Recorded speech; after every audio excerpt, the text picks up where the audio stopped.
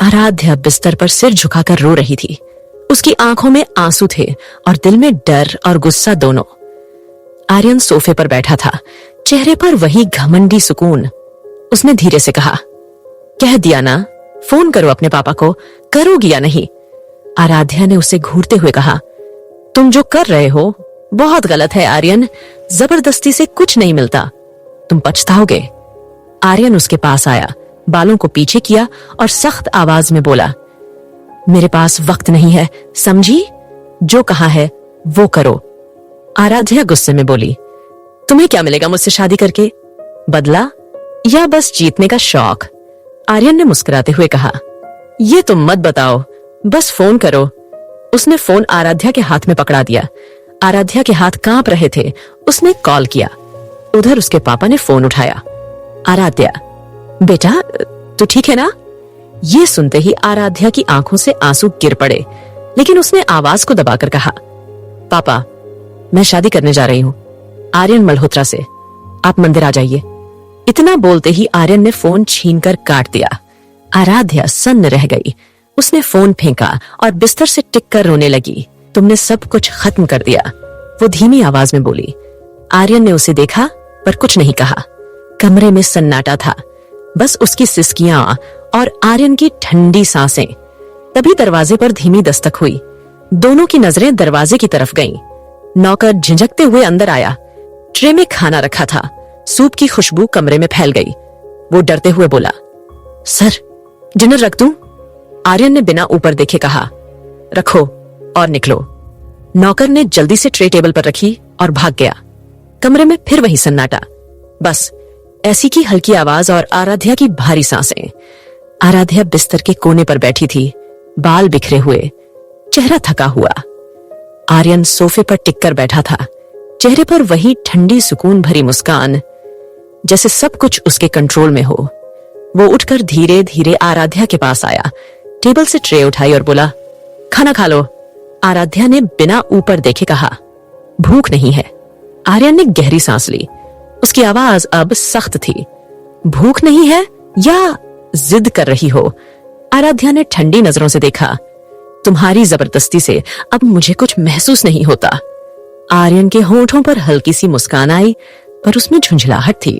वो उसके सामने झुका, सूप की कटोरी उठाई और बोला, मुंह खोलो। आराध्या ने झटके से मुंह फेर लिया। मुझे तुम्हारी मदद नहीं चाहिए। आर्यन ने उसका चेहरा पकड़ा, थोड़ी ऊपर उठाई और बोला, ज्यादा ड्रामा मत करो, खाना खा लो वरना मैं खुद खिलाऊंगा।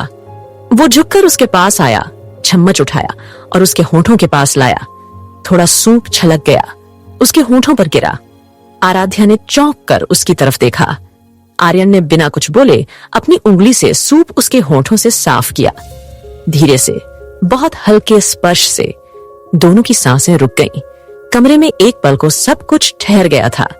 आराध्या की आंखें उसकी आंखों में जा अटकी। वो गहरी नीली आंखें जिनसे डरती थी, अब अजीब सी खींच महसूस हो रही थी। उसकी सांसें तेज थीं, दिल बेकाबू धड़क रहा था। आराध्या ने गुस्से में झट से उसे धक्का दे दिया, इतना जोर कि आर्यन संतुलन खोकर बिस्तर पर गिरा। वही आराध्या को साथ लेकर गिर पड़ा। पल भर के लिए दोनों एक दूसरे के ऊपर थे। उसके बिखरे बालों की खुशबू, कमरे की ठंडी हवा, सब कुछ धीमा सा हो गया। आर्यन ने अपने आप को संभाला और झट से उसके बालों को पीछे करते हुए उसकी आंखों में देखा। नीली आंखों में तेज आग थी, पर अब कुछ और भी था। एक सवाल, एक चोट जो अभी भी ताजा थी। आराध्या ने बिना डर के कसकर उसके गाल पर दांतों से काट लिया, एक बचाव की तरह, एक इशारे की तरह कि वह पीछे हटे। आर्यन की आंखें थोड़ी सिकुड़ी। उसने सांस में दर्द महसूस किया। फिर अचानक वो झटका, वो करीब होना, उसे रोक न सके। उसने झुंझलाते हुए पर धीमे सूखे लहजे में कहा, तुम पागल हो रही हो? आराध्या ने आंखें भरकर कहा, मुझे छोड़ दो, तुम समझते ही नहीं। तुम्हारे हर कदम का मुंह तोड़ नतीजा किसी और की जिंदगी से जुड़ा है। उसकी आवाज में दर्द था, लेकिन अब उसमें लड़ने की हिम्मत भी थी। आर्यन ने उस काटे हुए निशान पर उंगलियां रखीं। हल्का सा खून था। उसने बिना सोचे कुछ पल के लिए उसके होठों को अपने होठों में ले लिया। वो अचानक इतना पास आ गया कि दोनों की सांसें आपस में मिल गईं। लेकिन यह छूना प्यार नहीं था, यह उलझन, डर और किसी तरह का पछतावा था जो चेहरे से छलक रहा था। आराध्या ने झट से पीछे हटते हुए उसकी चालाकी भरी निगाहें देखी और उसे घिन्न सी हुई। आराध्या गुस्से से पीछे हटी, आंखों में आंसू और लहजे में सख्ती थी। मेरे पास आने की हिम्मत भी मत करना आर्यन, वो लगभग चिल्ला पड़ी। मुझे तुमसे नफरत है, समझे? नफरत। उसकी आवाज कांप रही थी, लेकिन हर शब्द में आग थी। आर्यन कुछ सेकंड उसे देखता रहा। उसकी आंखों में गुस्सा नहीं, बस एक अजीब सी खामोशी थी।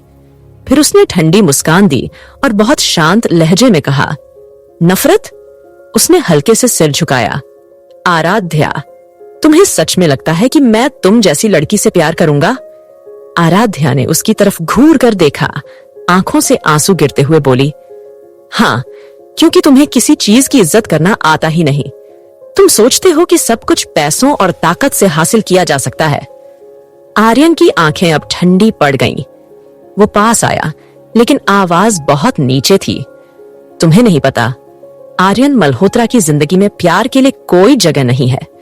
उसके शब्दों में वो ठंडापन था जो किसी जख्म से नहीं, बल्कि किसी पुराने टूटेपन से आता है। वो मुड़ा और धीरे धीरे दरवाजे की तरफ चला गया।